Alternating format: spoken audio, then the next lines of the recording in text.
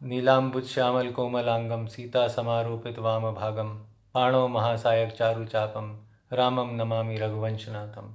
लोकाभिरामं रणरंगधीरं राजीवनेत्रं रघुवंशनाथं कारुण्यरूपं करुणाकरं तं श्रीरामचंद्रम शरणं प्रपद्ये। अपने मानस सद्गुरु गोस्वामी तुलसीदास जी को मन में धारण करते हुए स्वामी हरिहरानंद सरस्वती धर्म सम्राट श्री करपात्री जी महाराज को नमन करता हूँ। वर्तमान में गोवर्धन मठपुरी पीठाधीश्वर स्वामी श्री निश्चलानंद सरस्वती जी के चरण कमलों में अपना साष्टांग प्रणाम अर्पित करता हूँ। मित्रों, आज हम जिस ग्रंथ की चर्चा करने एकत्र हुए हैं उस ग्रंथ का नाम है मार्क्सवाद और रामराज्य। यह ग्रंथ धर्म सम्राट श्री करपात्री जी महाराज द्वारा रचित एक महान ग्रंथ है। यह इतना महान है कि इसको विश्व के अनेक दार्शनिकों ने, राजनीतिज्ञों ने इंसाइक्लोपीडिया वर्ल्ड पॉलिटी तक कहा है, यानी राजनीति का विश्वकोश। और मैं तो इसको केवल राजनीति तक नहीं बल्कि सामाजिक और आर्थिक दृष्टिकोण से भी मैं विश्व का महाकोश मानता हूँ इस ग्रंथ को। इस ग्रंथ में पाश्चात्य दार्शनिकों एवं राजनीतिज्ञों की जीवनी तो है ही है, उनकी आलोचना, उनका खंडन, उनके मत में कहाँ त्रुटि है, उनका मत कहाँ अप्रासंगिक है, यह तो बताया गया है। और भारतीय ऋषियों के मत का तुलनात्मक अध्ययन भी बताया गया है। साथ ही साथ हमारे भारतीय दर्शन और भारतीय ऋषियों के जो राजनीतिक, आर्थिक एवं सामाजिक विचार रहे हैं, उनका जो राजनीति शास्त्र रहा है उसकी श्रेष्ठता को भी सिद्ध किया है, उसकी श्रेष्ठता को प्रतिपादित भी किया है इस ग्रंथ में। इस ग्रंथ को सबसे पहले तो ये बात हमें करनी चाहिए कि इस ग्रंथ को, या यूं कहें कि ऐसे किसी भी ग्रंथ को लिखने की आवश्यकता क्यों पड़ती है। समाज में ऐसा समय या ऐसा कठिन समय मैं कहूँगा कि क्यों आता है कि जब हमारे साधु संतों, ऋषियों, मुनियों, विचारकों, दार्शनिकों को आगे बढ़कर वो लिखना पड़ता है कि समाज अपने आप को एक दर्पण की तरह उसको अपने आप को देखे। ऐसी आवश्यकता क्यों पड़ती है, क्यों मार्क्सवाद और रामराज्य लिखना पड़ा? उसका कारण मैं आपसे बतलाता हूँ। देखिए, 1 सहस्त्र वर्षों तक म्लेच्छों व यवनों के साम्राज्यवाद व विस्तारवाद के भुक्तभोगी हमारा समाज रहा है। और माने या ना माने, हमने किसी ना किसी रूप में, हमारी कई पीढ़ियों ने दासत्व के विष का पान किया है। इस विषपान को करते रहने के कारण हमारे समाज में एक हीन भावना से ग्रस्त हमारा समाज हो चुका था, अपने ही मूल्यों, अपने ही सिद्धांतों, अपनी परंपराओं के प्रति। और हीन भावना से ग्रस्त होते होते वह हीन भावना जब 1 सहस्रवार वर्ष बाद, जिसे हम तथाकथित स्वतंत्रता या स्वाधीनता कहते हैं, जो 1947 में हमको प्राप्त हुई है, उसके बाद जब बुद्धिजीवियों का एक जमावड़ा हुआ है देश में, और वह जो बुद्धिजीवी वर्ग है वो उसी दासत्व, उसी गुलामी मानसिकता से पीड़ित हैं। उन तथाकथित बुद्धिजीवियों को ये अनुमान हो चला था कि भारत में पहले कोई राजनीति शास्त्र था ही नहीं, यानी हमारी अपना कोई भी पॉलिटिकल थिंकिंग कभी नहीं रही। ये विश्वास हमारे तथाकथित बुद्धिजीवियों ने, चाहे वे साम्यवादी हों, वामपंथी हों, समाजवादी हों, उदारवादी हों, आधुनिकतावादी हों, इन सभी में ने जनता को, जनमानस को ये विश्वास दिलाना प्रारंभ कर दिया था बहुत पहले ही से। वास्तव में है तो ये अंग्रेज़ों की कूटनीति का ही परिणाम। चाहे मैकॉले को ले लें या मैक्स म्यूलर को ले लें, विलियम बेंटिक को ले लें, इन लोगों ने भारतीय परंपराओं, मूल सिद्धांतों और जीवन मूल्यों पर बहुत आघात किए हैं और भारतीयों के मन में अपनी ही परंपराओं के प्रति वैमनस्य उत्पन्न किया है। और ये जब अनेकों पीढ़ियां चलता रहा, अनेकों वर्ष चलता रहा है, तो हमारा जो सो कॉल्ड तथाकथित पढ़ा लिखा वर्ग है वह उसी दासत्व, उसी गुलामी मानसिकता से ग्रस्त हमको मिलता है, जिसको विज्ञान कहते हैं। और जो मैं अक्सर ये कहा करता हूँ कि जो तथाकथित आधुनिक विज्ञान है, वह अभी हमारे धरती पर, हमारी पृथ्वी पर जितने महासागर हैं, ये सागर हैं, उनके विषय में भी लेश मात्र नहीं जानता। उस विज्ञान को, उस जड़ विज्ञान को के प्रति भारतीयों का जो आकर्षण है, इस आकर्षण ने पाश्चात्यों के दर्शन व नीति की चर्चा को और बढ़ा दिया है।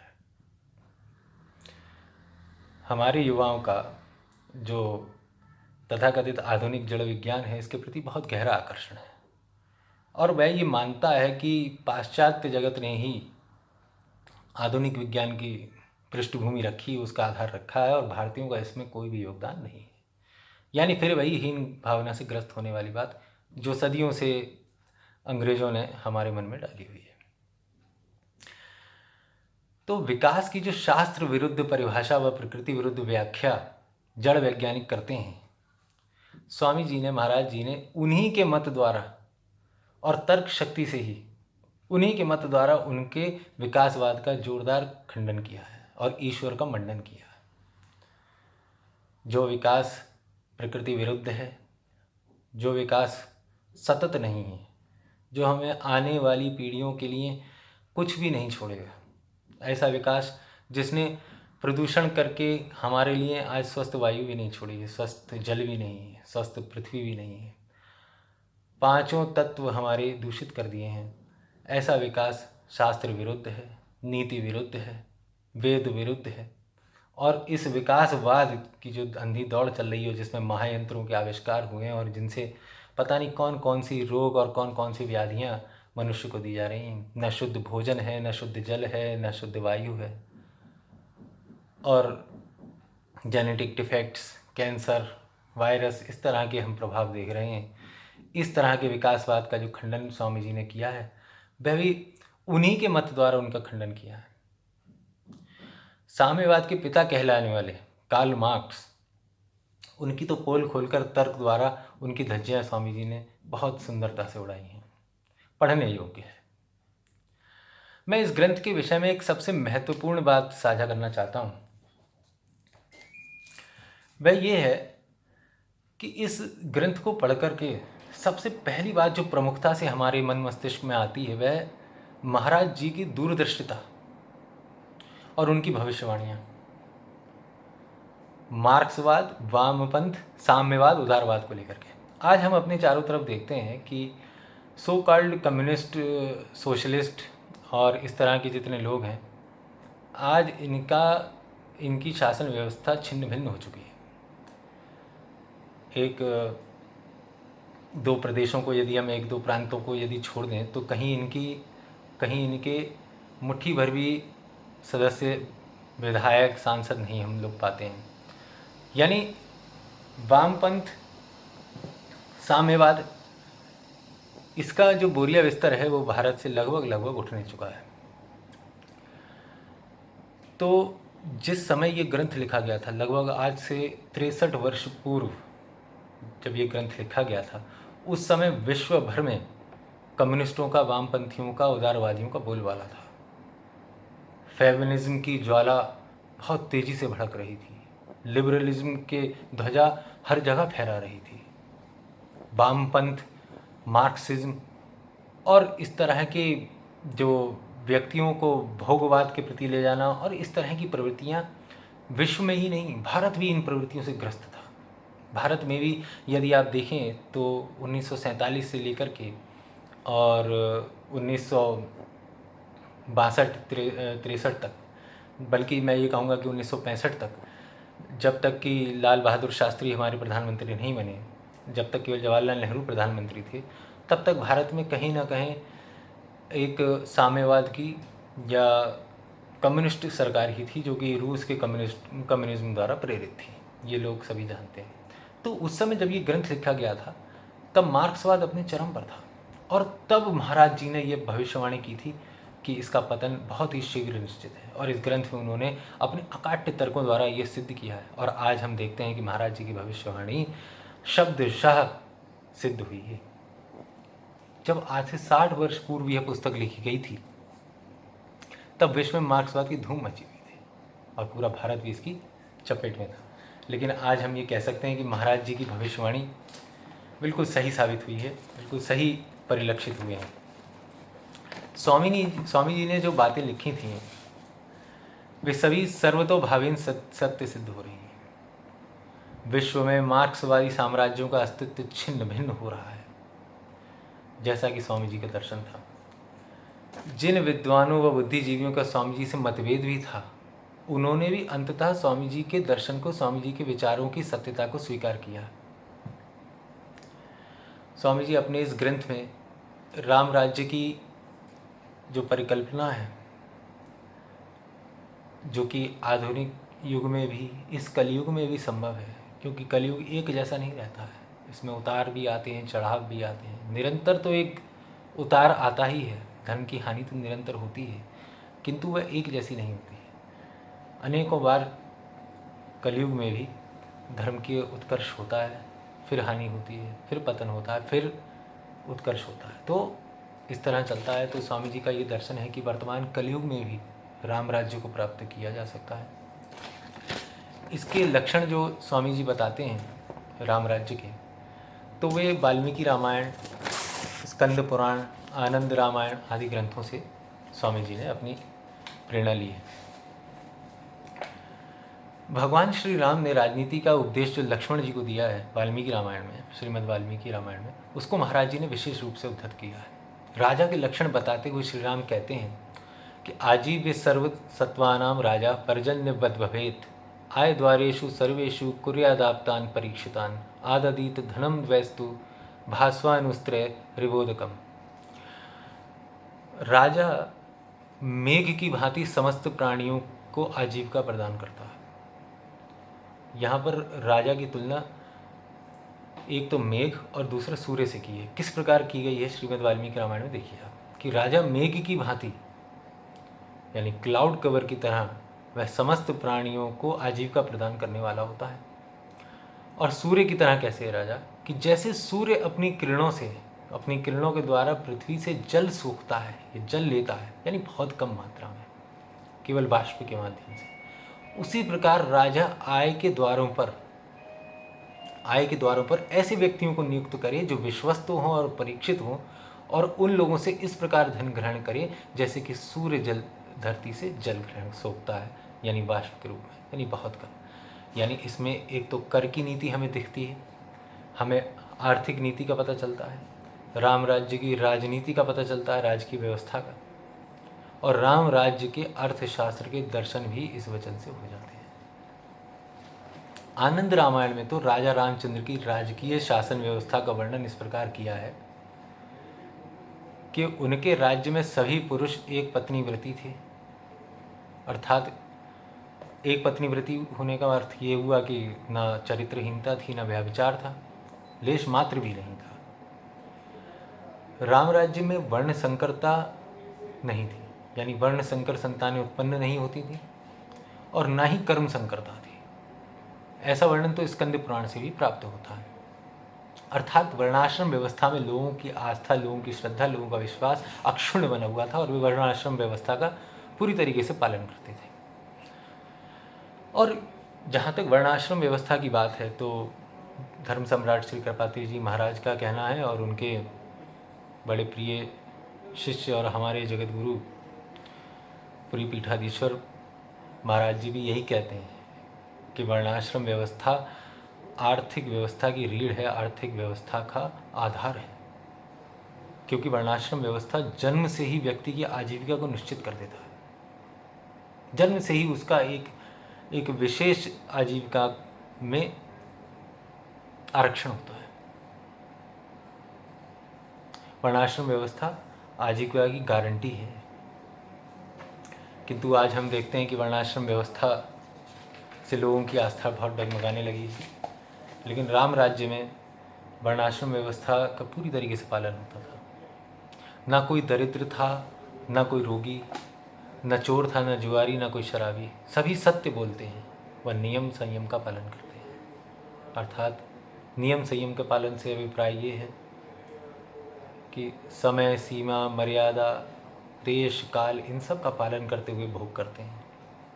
आज के आधुनिक समाज की तरह नहीं कि जहाँ भोग करने की ना कोई आयु सीमा है, ना कोई मर्यादा है, ना कोई समय सीमा है, ना बच्चों की अवस्था देखनी है, ना परिवार की स्थिति देखनी है, बस भोग में लिप्त रहना है, पशुओं की तरह, पिशाचों की तरह, दैत्यों की तरह। तो ये ऐसा तो हमारी आज मानवता किस गर्त में जा रही है, हमको विचार करना चाहिए। गोस्वामी तुलसीदास कहते हैं कि दैहिक दैविक भौतिक तापा राम राज नहीं कहूँ ही व्यापा। 3 प्रकार के ताप होते हैं कि ये कलयुग का लक्षण है कि दैहिक दैविक और भौतिक 3 प्रकार के ताप से कलयुग जलाता है, पर राम राज्य में इसका कहीं भी कोई स्थान नहीं होता। यद्यपि इस ग्रंथ का नाम मार्क्सवाद है, इसमें मार्क्सवाद और रामराज्य जो इस ग्रंथ का नाम है, किंतु इसमें महाराज जी ने मार्क्सवाद के माध्यम से पाश्चात्य जगत की आधुनिक सभी व्यवस्थाओं को लिया है। यानी मार्क्सवाद समेत समस्त पाश्चात्य दर्शन की अव्यावहारिकता, अनैतिकता, अमानुषता को परिलक्षित किया है इस ग्रंथ में, और अपने अकाट्य तर्कों द्वारा इसको सिद्ध भी किया है कि सभी दर्शन बिल्कुल पूरी तरीके से अमानवीय हैं, अव्यावहारिक हैं, अनैतिक हैं। रोचक बात तो ये है कि इसका अधिकांश भाग काशी विश्वनाथ सत्याग्रह जब चल रहा था उस समय पूज्य स्वामी जी को जेल में भेजा गया था, और उस समय स्वामी जी ने इस ग्रंथ की रचना, अधिकतर भाग जो है वो जेल में इसकी रचना हुई है। ये भी एक बहुत रोचक बात है। और श्री जानकीनाथ शर्मा जी, इनके अथक प्रयासों से गीता प्रेस द्वारा इस ग्रंथ का प्रकाशन हो पाया है। देखिए, इस ग्रंथ की विवेचना या इसका वर्णन करना या इसके बारे में बताना असंभव सी बात है। मैं स्पष्ट कर देना चाहता हूँ कि इसकी विवेचना असंभव है जब तक कि इसको पूरा नहीं पढ़ लिया जाता। मैंने जो दुस्साहस किया है उसके पीछे मंशा सिर्फ इतनी है कि मैं सभी सनातन धर्मियों भाइयों बहनों को इस ग्रंथ को पढ़ने के लिए प्रेरित कर सकूं, और यही मेरा ध्येय है इस दुस्साहस के पीछे। एक विशेष बात शीर्षक को लेकर और मैं बताना चाहता हूँ कि यहाँ स्वामी जी ने जो राम राज्य नाम दिया है, यहाँ इसे केवल आप राजा राम के राजकाल को ही मत लगाइए। राम राज्य एक ऐसी व्यवस्था है जो भारतीय परंपरा में, भारतीय इतिहास में और भारतीय प्राचीन व्यवस्था में हर राजकीय शासन व्यवस्था का एक मानदंड है। राम राज्य एक बेंचमार्क है भारतीय शासन व्यवस्था में, भारतीय राजकीय शासन व्यवस्था का एक बेंचमार्क है राम राज्य। तो राम राज्य शब्द में स्वामी जी ने भारतीय प्राचीन शासन व्यवस्था को लिया है। इससे केवल आप राजा रामचंद्र के काल को मत लगाइए। राम राज्य राजा रामचंद्र के राज के बाद भी भारत में हुआ है, लेकिन उसका पीछे आधार क्या है? उसके पीछे आधार हमारा वेदादि शास्त्रों द्वारा शास्त्र सम्मत राज की व्यवस्था, हमारे स्मृतियों का पालन, हमारी प्राचीन सभ्यता, प्राचीन संस्कृति के मापदंडों के मूल्यों, उनके आदर्शों और उनके अस्तित्व की रक्षा करना रहा है। जो भी शासन व्यवस्था भारत में राम राज्य जैसा राज्य देती है, उसके पीछे का आधार भारतीय प्राचीन व्यवस्था ही है, कोई पाश्चात्य राजनीतिक व्यवस्था नहीं है। तो राम राज्य भारतीय राजनीति परंपरा का ध्येय भी है, सिद्धांत भी है और आधार भी है। और मैं विशेष अनुरोध सभी नारीवादियों, समाजवादियों, उपभोक्तावादियों, आधुनिकतावादियों, साम्यवादियों से करता हूँ कि इस ग्रंथ को अवश्य पढ़ें। सत्य के अन्वेषक जो भी हैं, जो जिज्ञासु हैं, जो सदा खोज में रहते हैं, चाहे वे किसी भी विचारधारा के हों, मेरा उनसे कोई मतभेद नहीं है। मेरा सिर्फ उनसे ये अनुरोध है कि यदि वे इस ग्रंथ को पढ़ेंगे तो मेरा विश्वास कीजिए, वे स्वामी जी को के सदा कृतज्ञ रहेंगे, व उनके ऋणी रहेंगे। जो बदलाव, जो परिवर्तन वे अपनी सोच में, अपने मन मस्तिष्क में अनुभव करेंगे, उसको मैं शब्दों से वर्णन उसका नहीं कर सकता हूँ। मैं यही कह सकता हूँ कि मुझे विश्वास है कि जो भी समाजवादी हैं या जिनका भी भारतीय प्राचीन व्यवस्था में श्रद्धा नहीं है, वर्णाश्रम व्यवस्था में श्रद्धा नहीं है, या वैदिक सनातन परंपराओं में उनका विश्वास नहीं है, इस ग्रंथ को अवश्य पढ़ें। इस ग्रंथ को पढ़ने के बाद मुझे ऐसा पूरा विश्वास है कि उनका मन परिवर्तित होगा और वे मुक्ति के मार्ग पर, सत्य के अन्वेषण के मार्ग पर और निरंतरता के साथ चलेंगे। अंत में यही कहूँगा कि धर्म की जय हो, अधर्म का नाश हो, प्राणियों में सद्भावना हो, विश्व का कल्याण हो, गो हत्या बंद हो, भारत अखंड हो। जय श्री राम।